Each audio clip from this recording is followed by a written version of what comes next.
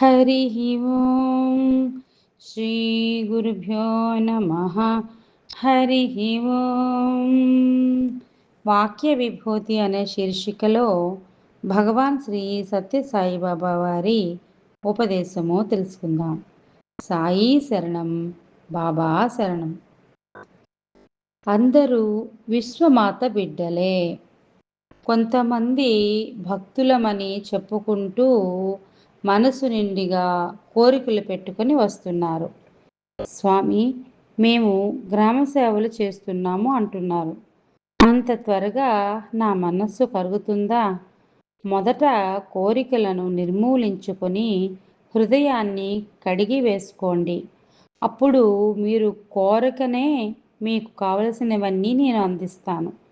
కానీ ఈ సత్యాన్ని గుర్తించడం లేదు. నెగిటివ్ భావాలను లోపల పెట్టుకొని పాజిటివ్ ఫలితాలను ఆశిస్తున్నారు. ఇది అసాధ్యం.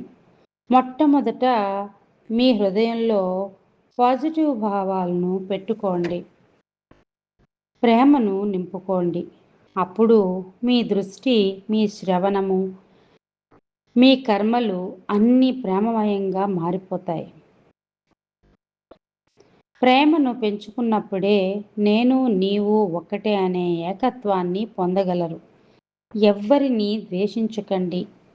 ఎవరినైనా సన్మార్గంలో పెట్టడానికి కోపించినట్లు నటించవచ్చును కానీ ద్వేషించడం చాలా తప్పు.